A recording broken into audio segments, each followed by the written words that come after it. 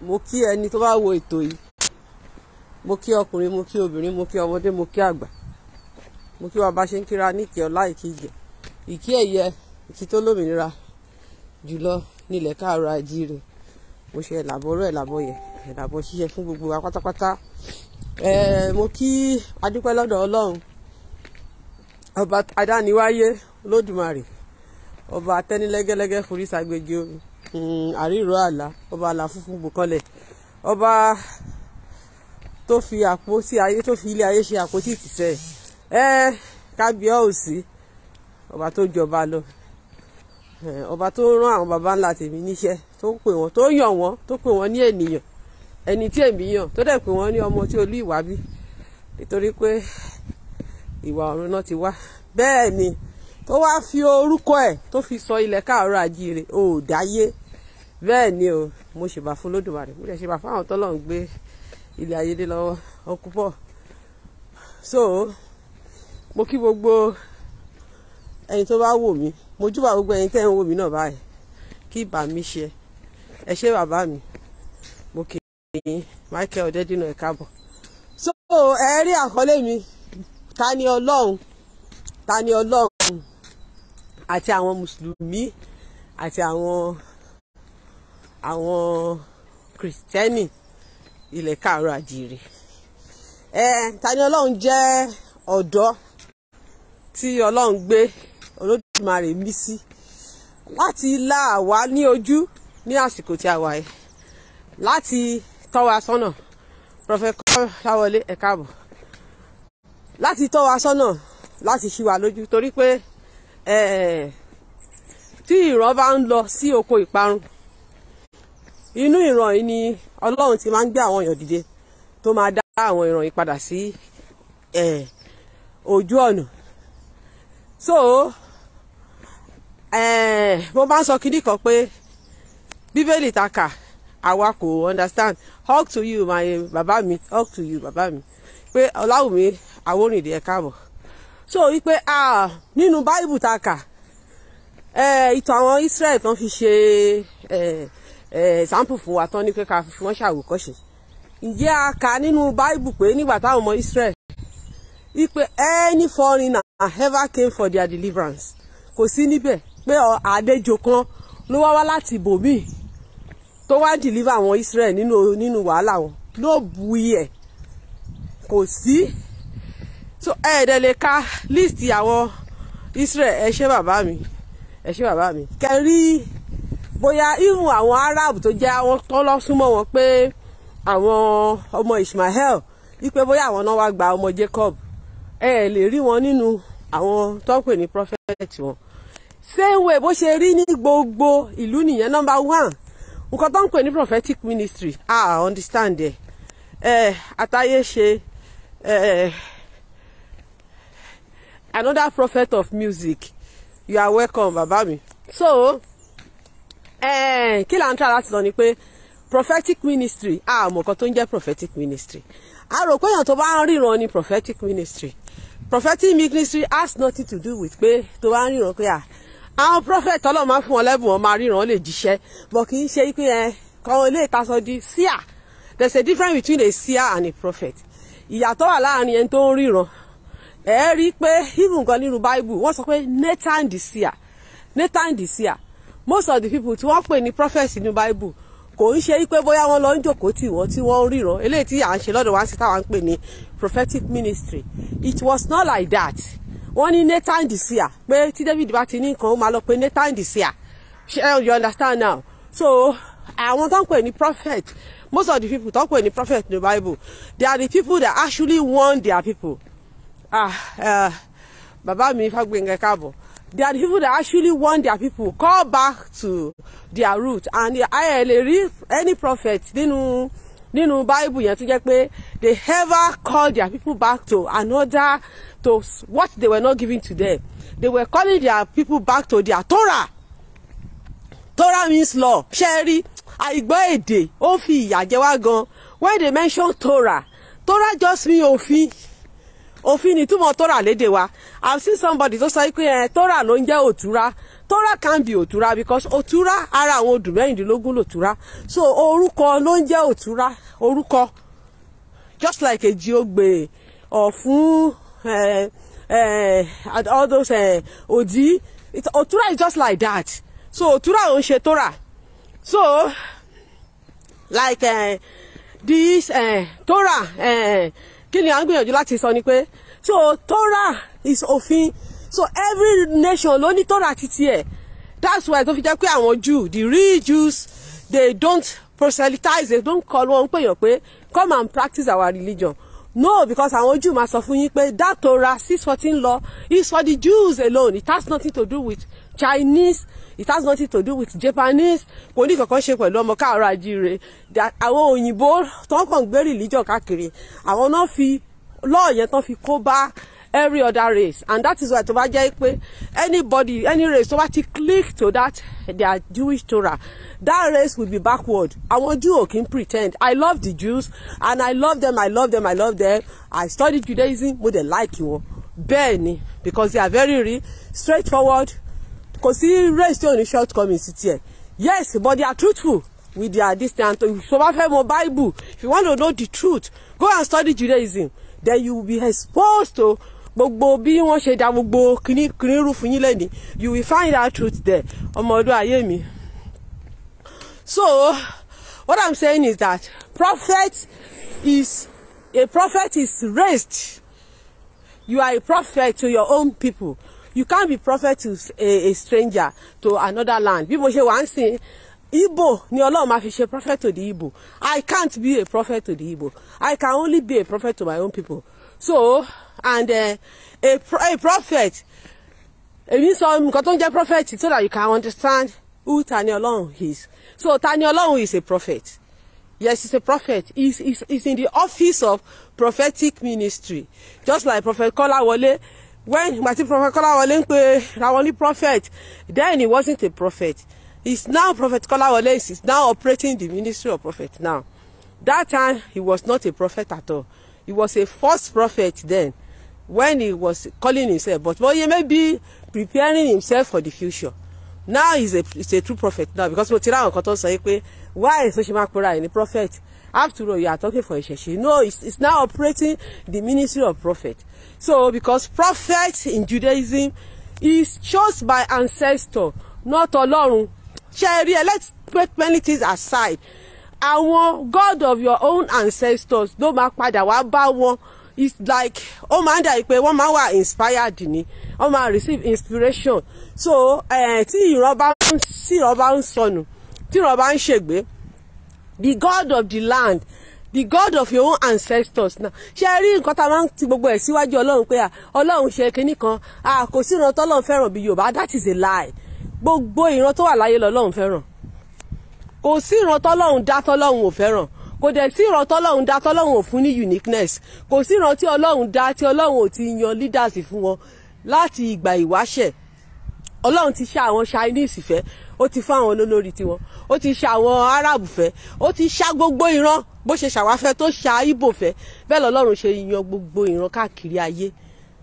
Ọlọ́run ti tó, and the supreme creator kò kí ń dá sọ̀rọ̀ ayé yìí. Ẹ má jẹ́ kó máa parọ́ fún wa bọ́ o. Tó bá jẹ́ pé Ọlọ́run máa ń dá sọ̀rọ̀, Ọlọ́run ò dá sí anything mọ́. Ọlọ́run ti fún àwọn tó kọ́kọ́ dá àkọ́dá Ọlọ́run. Ẹ lọ ṣe more deep history, kẹ́ lọ study ancient belief. Àwọn Rome ló change gbogbo nǹkan just because wọ́n fẹ́ káwọn èèyàn sọnù. So àwọn tí Ọlọ́run ti gbé ilé ayé ilé lọ́wọ́, àwọn ni a máa ń pè tó máa ń dá wa lóhùn. Ìgbà tó lọ pa àwọn èèyàn lọ́wọ́, ṣé Ọlọ́run ò rí wọn? Kí lọ́lọ́run ṣe sí? He did nothing. Tẹ́ bá fẹ́ kára sọ́nsìn, ẹ pé Ọlọ́run dọ̀là bóyá àrà máa san. Olódùmarè sán àrà. Ṣé máa rárá? Ẹ lè rí kó san. But ẹni tọ́lọ́run ti gbé iṣẹ́ àrà lé lọ́wọ́, tó ti gbé iṣẹ́ pé kí àrà máa san, tó ti gbé lọ́wọ́, ẹ pé bó ṣe yẹ kẹ́ pé ṣáàrà ò ní san, àrà máa san. So but gbogbo àwọn brainwashing tí wọ́n ti fún wa láti ilẹ̀ kò jẹ́ kí a get ara wa. So what am I saying is that when we are now talking of a prophetic ministry, prophets are sent by God of the ancestors. not Ọlọ́run, as we have been told, as we have been misled, because Bishop Ajayi Crowther kò gbọ́ English dáadáa, a slave man who interpreted foreign language in a way that kò buy a lot of things jẹ́. So calling the God of another land Ọlọ́run Olódùmarè is very ridiculous, because to the Jews today, up to today, I do pé àwọn tájọ́ wà ń gbọ́ lecture lọ́dọ̀ àwọn Jew wà níbí báyìí. You can never, no Jewish man will ever tell you pé Yahweh jẹ́ Ọlọ́run. They will tell you, wọ́n sọ fún ẹ pé àwọn bàbá wọn ò rí Ọlọ́run rí, but ẹni tí àwọn fi rí, táwọn fi mọ̀ pé there is somebody to exist. Bó ṣe jẹ́ pé nípa àwọn Ọ̀rúnmìlà, àwọn Ògún, àwọn Ṣàngó, àwọn Bàtálá làwa náà fi mọ̀ pé èèyàn kan wà to exist. So àwọn tó jíṣẹ́ Ọlọ́run fún wọn nìyẹn. Tẹ́bá yẹ ká nínú ìtàn, ẹ̀rí tán sọ pé àwọn irúnmọlẹ̀ dá nǹkan. Irú the same story yẹn náà ń sọ nínú Bible pé Yahweh àbí Allah dá nǹkan. Iye omi pé Ọlọ́run Olódùmarè. Tẹ́bá lọ kàánú fá, àwọn irúnmọlẹ̀, àwọn tó dá àkọ́dá, àwọn ló gbéṣẹ́ ká máa dá gbogbo nǹkan ayé ìfún. Àwọn ọmọ Olódùmarè ló dá gbogbo nǹkan tó wà láyé. Dáhùn tẹ́bá lọ ka Hebrew, wọ́n máa sọ fún yín pé àbọ̀rọ̀ àwọn bàbá Ògbìlé, wọ́n máa sọ fún yín pé ìyàwó Ọmọwùmí, wọ́n máa sọ fún yín pé àwọn Elohim ló dá gbogbo nǹkan táwọn máa wà nínú àánú Bible àwọn Hebrew nìyẹn pé God and Elohim in English mean God and goddesses. Àwọn ló dá gbogbo nǹkan tó wà ní ayé yìí, just like bó ṣe wà nínú history wa táwa kọ̀ lẹ̀ pé àwa ò accept ẹ̀. Ẹ̀ẹ́dẹ̀ ráwọn Jew tó yẹ pé wọ́n ṣì ń follow belief yẹn, ṣe rí pé wọ́n excel. Àwa sọ pé àwa ní knowledge yẹn, tá gbé knowledge yẹn sí gbólé ni, ṣe rí pé àwa backward. So kí ni mò ń gbìyànjú láti sọ ni pé, so prophet is sent by the ancestral God. So to be a prophet in nílẹ̀ káàrọ̀ àjíire ń sìn, àwọn tó máa inspire ẹni bí Ọ̀rúnmìlà tó ti jẹ́ pé òun ni Ọlọ́run fi ṣe aṣíwájú wa, tó fi wá mọ̀nà tó ṣe.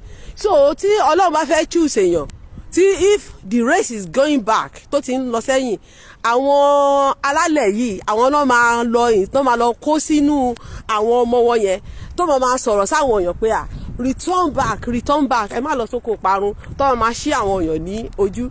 And nǹkan tó máa ń ṣẹlẹ̀ ni pé iṣẹ́ tí prophet máa ń jẹ́, ó máa ń bá nǹkan tó ń ṣẹlẹ̀ ní time yẹn gangan. That's why I say I understand pé àwọn nǹkan mi wà nínú Bible tó ṣẹlẹ̀ nínú Bible lẹ́yìn tó yẹ pé we don't even need it anymore. It has nothing to do with us.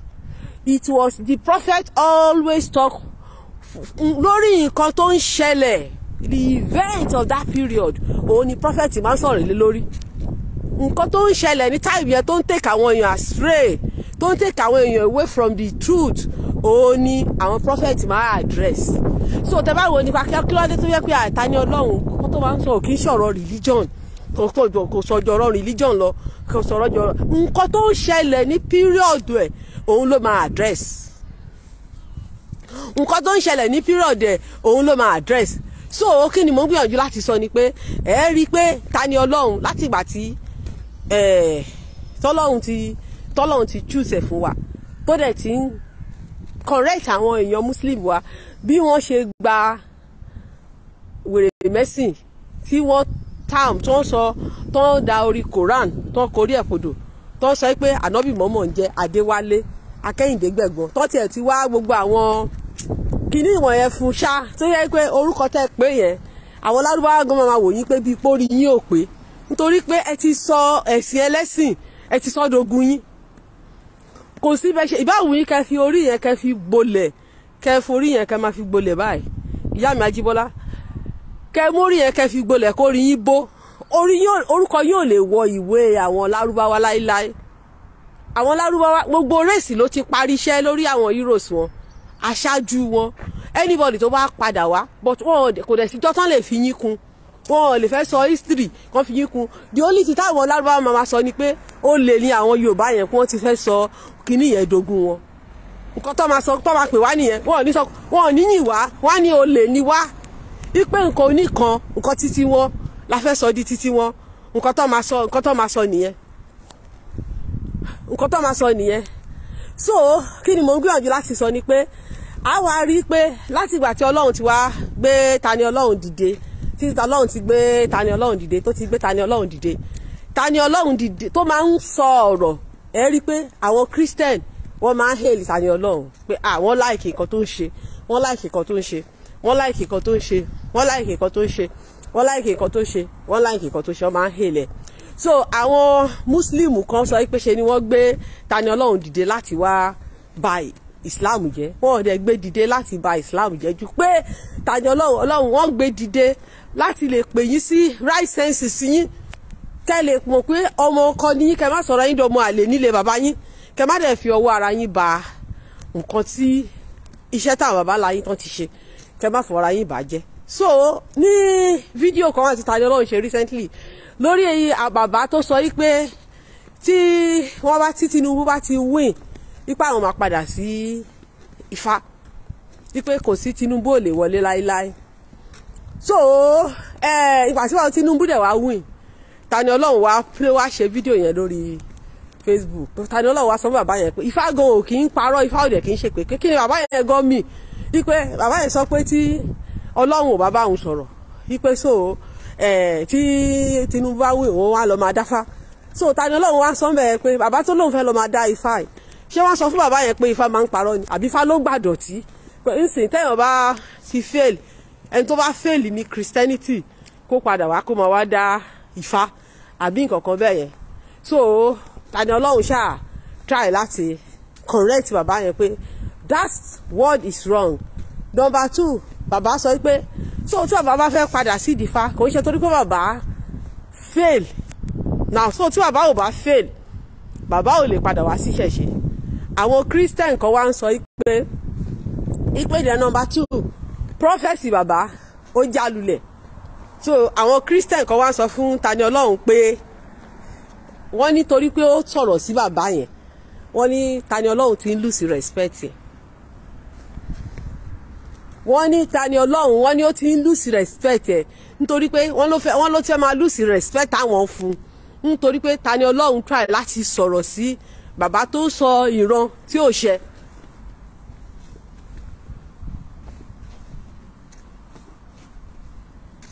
So ẹ rí pé mo rí action yìí gẹ́gẹ́ bí hypocrisy ni tó bá jẹ́ pé TaniOlohun ó ń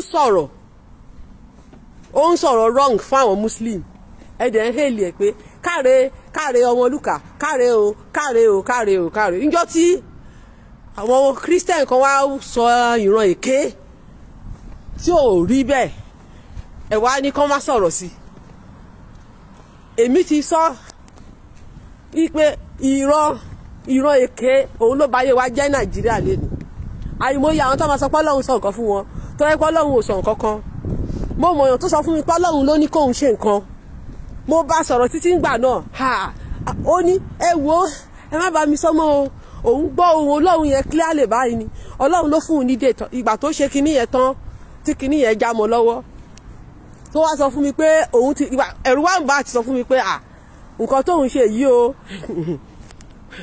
òun ò rí nǹkan kan bẹ́ẹ̀ ó já mọ́ òun lọ́wọ́ o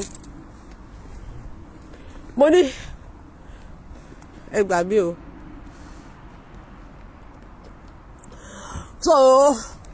tó ló já mọ́ òun lọ́wọ́ o kí ló ṣẹlẹ̀ Ọlọ́run kọ̀ọ̀kan ò sọ anything fóun pé òun kàn sọ òun kàn parọ́ mọ́ Ọlọ́run pé Ọlọ́run ló sọ nítorí nǹkan tóun fẹ́ ṣe. So that is what we have in Nigeria. Baba Kumuyi ó sọ pé Ọlọ́run ní kán lọ máa fọ́ tẹlifíṣàn gbogbo òfin tí Baba Kumuyi ṣe ó padà wà lórí ilé ní Baba Kumuyi sọ pé Ọlọ́run kọ̀ọ̀kan kan ló sọ pé òun kàn òró lọ́kàn òun gbà náà ó dẹ̀ sọ pé Ọlọ́run ló ní kóun ṣe many things nígbà yẹn wípé àpótí èṣù ní TV kán máa wo TV kán máa ṣe so ẹ wo àdúrà àwọn Deeper Life tán bà property wọn jẹ́ nígbà yẹn. So bẹ́ẹ̀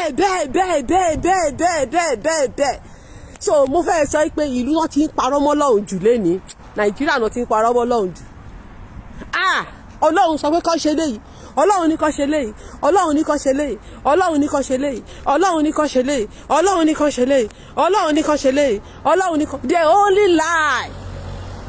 Kò sọ ìtọ́ Ọlọ́run kankan sọ kankan fún because nínú tradition wa ẹni tó bá ti wá ní téèyàn bá ti parí iṣẹ́ tó ṣíwọ́ iṣẹ́ wọn ló ti jẹ́ pé Olódùmarè ẹ jọ wọ́n ní ó mà ti jẹ́ ìpè ó ti lọ́jọ́ lọ́hùn ní pé báwo mi believe àwọn bàbá ti wá ní pé ẹni tó bá ti gbọ́ ohùn Olódùmarè ìjọ tó bá ti gbọ́ ló dágbére fáyé báwo làwọn ilé ìṣe wa ń gbọ́ ohùn tí wọ́n ọ̀dẹ̀ so kò sí ohùn kankan tí wọ́n ń gbọ́ ju pé hallucination ṣe understand òun ni ó fà á tán fi sọ pé Ọlọ́run sọ̀rọ̀ fáwọn Ọlọ́run sọ̀rọ̀ ẹ mọ̀ pé mo sọ lẹ́ẹ̀kan mo ní pé mo like Judaism èmi ò ń pretend o I love Judaism.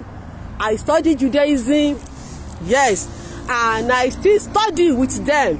Mo máa ń study pẹ̀lú àwọn Jew gan. Yes, mo dẹ̀ láwọn ọ̀rẹ́ Jew. So because kí ni mo try láti sọ ni pé àwọn Jew bọ́n ṣe wà yẹn. Gbogbo ká máa ríran òfò káàkiri yẹn. They don't believe in it. Wọ́n ò believe ẹ̀ because ẹ máa sọ àwọn Jew sọ fún yín pé wọ́n ló wà nù tó ra àwọn pé àwọn ò lè ní prophet mọ́ until tó wá build tó temple àwọn. So téèyàn kan bá ríran àwọn Jew máa lọ kíní divination àwọn Jew wọ́n believe pé that is the only way to communicate with the divine. Without their divination they don't communicate.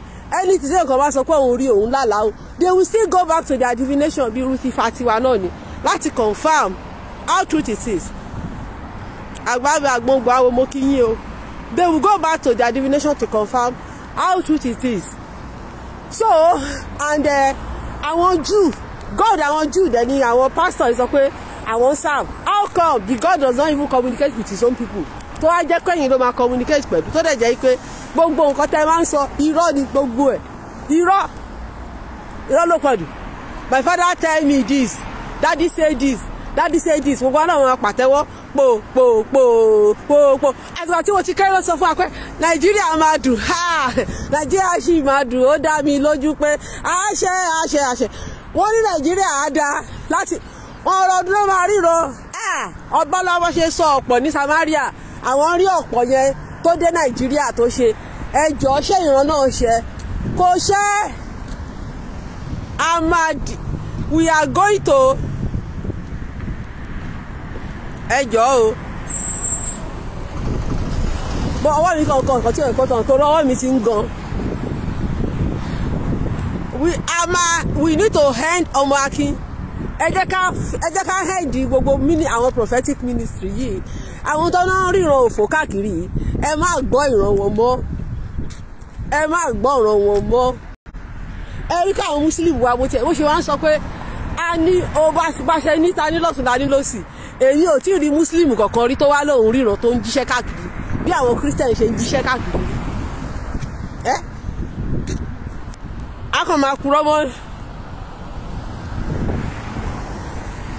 wòlíì yan Olódùmarè ló tu àìrí ìran èké tí wọ́n fi mi ò máa rí kà mọ́ o ó ti sá lọ o ìran èké tí wọ́n fi bà ayé wa jẹ́ bẹ́ẹ̀ ni wọ́n ṣáà máa rí ìran èké wọ́n máa rí ìran èké fún wa ẹ̀rẹ̀ sọ pé a gbọ́dọ̀ sọ̀rọ̀ báwo la ṣe ní sọ̀rọ̀ ayé social media láwà yìí náà ìran yìí lẹ fi sọ wá di ẹ fi ìran yìí òun lẹ fi bà ayé wa jẹ́ lè wíta lélẹ̀ ìran yìí òun lẹ fi bà ayé wa jẹ́ àwọn òbí ọ̀sẹ̀ pé àwọn àtọ́lọ́ wọn jọ ń jẹun wọ́n jọ ń mutí wọ́n jọ ń ṣe gbogbo ẹ̀ ní so bèbí ti ṣẹ́jú o ẹ̀yin tẹ́lẹ̀ sọ pé TaniOlohun disappoint yín yẹn TaniOlohun máa disappoint yín torí pé mo rí pé ẹ gọ́líbù Ọlọ́run ẹ gọ́líbù ni òun ni TaniOlohun ṣe disappoint yín so táwọn èèyàn bá ń ṣe nǹkan tí ò dá society TaniOlohun is sent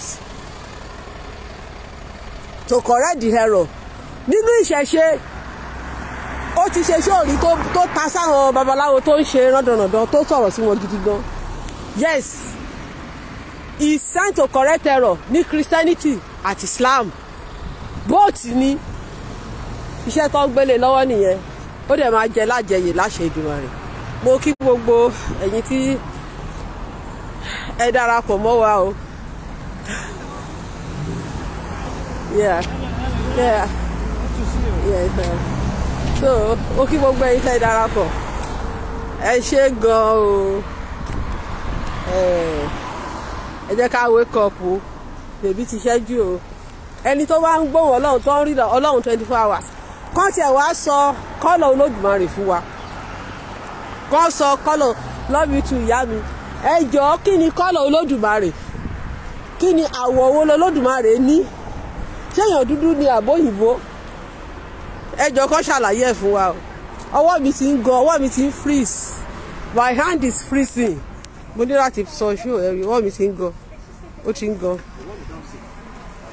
àṣẹ o àṣẹ ìyá mi abíjì ẹ ṣé àṣẹ Ìdùmarè ọwọ́ mi ti ń gan so mo máa fi show is to the head mo máa put this show to an end because ọwọ́ mi ti ń gan ọwọ́ mi ń gan gidi gan.